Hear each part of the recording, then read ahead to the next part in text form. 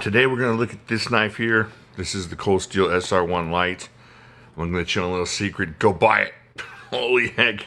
I've already done all the testing on it. I had to get the testing done while it was still light outside. And holy heck. Let's just get into this. Please hold Jimislash, please hold. Please hold for Jimislash. Okay, so like I told you, I've already done the testing on this, so I'm going to show you this in a few minutes here. And we're going to look at the specs on the knife and whatnot. But I'm telling you right now, let's get into this, that if it wasn't for the Cold Steel 4MAX Scout, this might be my knife of the year so far. Go check out SMKW.com. They got this at a really ridiculous price. Oh my gosh, folks. If you ever thought about the SR1, and oh, do me a favor, subscribe, like, subscribe, you know what I'm saying? And then we'll do all the other stuff later, but like and subscribe at least. Or don't like, but subscribe. This, yeah, SMKW.com, awesome, folks. Check out this knife, folks. I'm telling you. I'll leave a link down there. Oh, man, I'm telling you guys. Oh, I know. And the thing I was worried about is the thing that I've tested most on this thing. I wasn't worried about the triad lock. Wasn't worried about, you know, the grip and all that.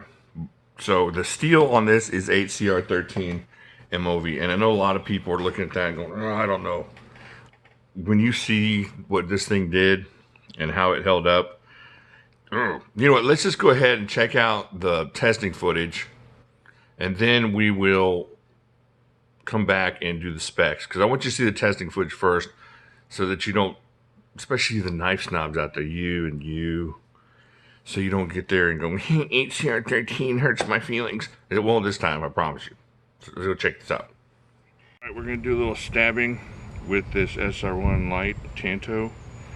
And we're going to see how that 8CRV holds up to some chopping and some stabbing. I know a lot of you wondering if that's going to hold up. So let's get down here.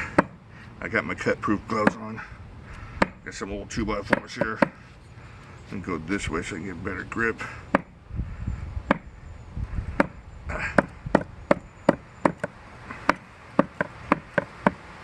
Check that out with a little carving.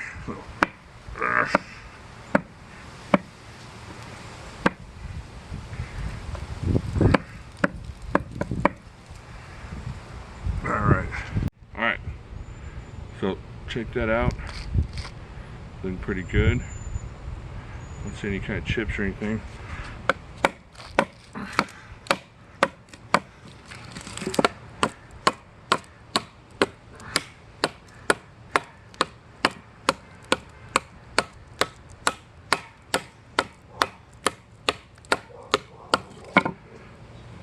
See there? Let me take off this one glove so I can see if there's any chips in that blade or if it's rolling or anything. And a lot of people are concerned about this steel, especially on a hard use knife like this. Nothing rolled, nothing chippy. Let's keep going here. I'm gripping it way back here so I can get a lot of leverage. So I'm not just baby swinging this thing. This is old crusty 2x4 here.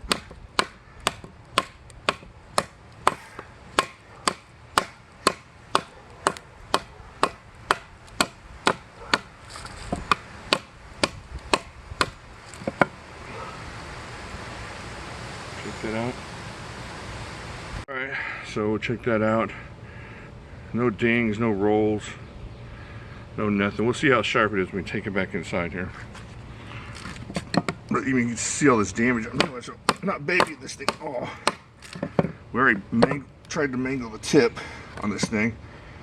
If y'all are worried about hard use of this thing, of course the triad lock's gonna hold up. Let's see if we can. I'm doing my best to try to break this thing off. This thing's tough.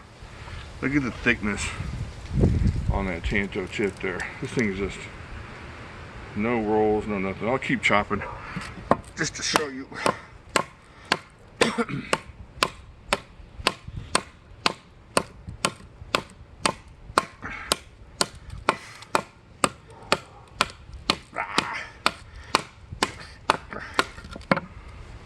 Here we go. Check it out again. You guys, the HCR is holding up nicely. Alright, now let's see, you're out in the woods and you come across some wild tuna and chili peppers, and you're like, well, how in the world am I going to open that? There you go. There you go, right through it.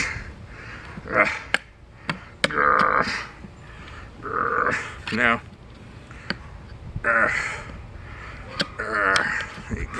can open this.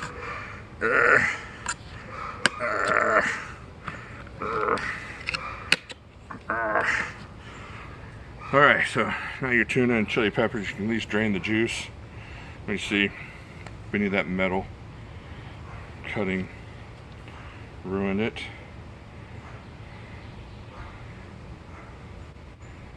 There's nothing. There's a, is that a ding there? Maybe a little tiny bit of something there. We're gonna see if it holds up the sharpening. All right. Let me see if it shaves the belly. Still getting those fine belly hairs. I won't make you look. Still doing good. All right. Don't worry about this. This is old Harvey goods. So that can came from Harvey, so it's expired. All right. So now I'm going to show you the results of that testing footage, and then we'll get into all the specs. I know it's kind of weird. We're doing it kind of a weird way. We get a coupon out here just to show you. I've already done the shaving of the belly. I already did that. But let's just show you visually on a coupon how sharp this thing still is on that HCR13. So the thing took a beating. Now I'm not gonna lie, there are some really tiny nicks. Really tiny. You can't even see them. But I can feel them when I run my fingernail through here a little bit harder. A little tiny one there, a little tiny one there. Nothing on here on the point. So the point survived. This whole point, all the stabbing and stuff we did survived. You can tell there's no damage, like bending on that point. Still gonna stab. Let's see if we can do a stabby demonstration. Let me grab another coupon here. See if it'll stab through the coupon. I'll show you, it's still got that point on there, even though, and that 2x4 is old and crusty, so it's sitting out there. See? Just, I don't know, folks. This is a great, great knife. So let's get into it really quick. Here are the specs in case you don't want to listen to me talk. See if we can get that to come up there. I'm terrible at this. All right. So we got here's 1, 2, 3, 4 inches HCR13 MOV. Oh, look at the thickness on that Tanto. Oh my gosh. Now I did this the other night on the live stream. I think I showed you guys, but a lot of you didn't see it, so I will go ahead and we'll check out. Look, here's the 8010 blade. Check out the thickness versus that 8010. Oh man, I'm not talking about up here, I'm talking about back here. Look at that. Just a lot thicker. Visually thicker, and you're like, well, what about the other monster? Same thing. Here's the 4MAX. Check that out. Really, really comparable on that 4MAX thickness. Oh my gosh, I think it's a little bit thicker than the 4MAX. Just a tiny bit, at least visually. Of course, I'm blind, so it might not work. It's got this Grivix handle here. So it's got the Grivix scales, super grippy. It's like skateboard tape grippy, so it's not going to come out of your hands when you're doing that. When I was out there just messing this thing up, I didn't feel like it was going to slip at all. Even when I switched hands to the gloveless hand, and I had no problem holding on to this thing. The hold on this without the grip is really nice. It's not super contoured like the 8010, where the 8010 has got all this nice, lines and stuff. That feels really, really good. But it's contoured enough as far as the way it's made that you can hold on to this without any problems. I'm gonna grip that as hard as I can. Got a little bit of a taste of something there, but that's it. You can do some serious work and not worry about this thing slipping out of your hand or your hand getting tired. like you saw, I was back here getting some good chopping done. You could use this to do a little bit of chopping, you know, little notches in your tent posts or whatever you guys do out there in the woods. I can't think of too much this knife can't do. Just a beast of a blade. Now it's got that really thick monster cold steel knife clip on there. Let's see, is it reversible? It is reversible. So it's left, right, reversible. That's cool. Because of the triad lock, of course.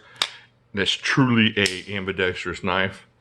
So you throw that in your left-handed, and you're left-handed. Now it's a left-hand knife. Not a left-handed knife that you got to convince yourself is a left-handed knife, which is usually not an issue anyways. Let's see what it feels like in the pocket. So we're just going in the pocket here of your sweet, sweet white dancing jeans. Oh yeah, you know what I'm talking about. You get those Pat Boone shoes and those James Brown pants. All right, get that in there. So it's a little bit tough going over the pocket edge there, but this thing ain't never coming out as far as doing handstand push-ups or that really sweet electric boogaloo move you learned in '83. It's going to be in there. It is not for the faint of heart as far as pocket, getting it out of your pocket though. This thing is, I think it's half because it's so tight and half because of that Grivix grip on that thing. So the pocket clip, not a joke. So if you got to wait, but once it's in there, it's in there. So I don't know if that's a killer for you. You might be able to, oh man, don't, oh, that was just a tag. I was like, man, don't wear your good dancing pants. So there you go. What else can we look at here? You know, it's for the blade, because the blade is so heavy, it flips open really nicely. I like the way it flips open a lot like the regular SR1 does. This feels awesome. This knife is like $59 or $60. I would buy this instead of the SR1. I know that sounds weird, but you're getting, it's like buying the Formax Scout. If you don't have SR1 money, you don't have that $140, you're not going to feel bad having this in your pocket and your buddy's got his 140 SR1. It's just awesome. The SR1 Lite is amazing. It says light on there. It is not super light. We already saw the specs. We'll bring out the scale here anyways, just to check it out. If I can find it, which I cannot. I don't know where it's at, Frederick. Oh, there it is. It's right here, Frederick. Why didn't you tell me? I know. All right, Frederick helped me find it. He did not. He just laid there like a furry lump. Okay. Set on. There we go. 6.74 ounces and 190 grams. It's not a tiny knife, but it's definitely up there as far as beast mode knives go. Unbreakable, indestructible, whatever word you want to use. If you're into these kind of knives, this is that kind of knife. I mean, you look at what you got on the table here. 8010, that same kind of feeling. Formax, that same kind of feeling. I don't have my Formax Scout, but just pretend it's here. Same kind of feeling. Oh, you know what? It's like it's kind of like in that Cold Steel Spartan thing where it's just a beastly tanky knife, and you're gonna pay around $60 for it. I don't think I have a Spartan available here. That is weird. I don't have a Spartan. All right. So my whole thing is this is a super A+ kind of knife. The steel held up. If you're worried about that, we already showed you it's going to hold up. Of course, the lock held up. No play on this thing. No nothing. There's nothing not to like about this.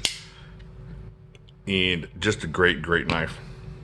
I would carry that thing anywhere and not worry about it. It's going to be there for you when you need it for sure. Cold Steel SR1 Lite. Check out SMKW.com. If you're going to get it at SMKW, check out my link down there. That helps Piff. I think that's it. Do me a favor. Let me know what you think down there. Do you have this knife? Is it in your cart somewhere and you're waiting for this? You're waiting for that extra push?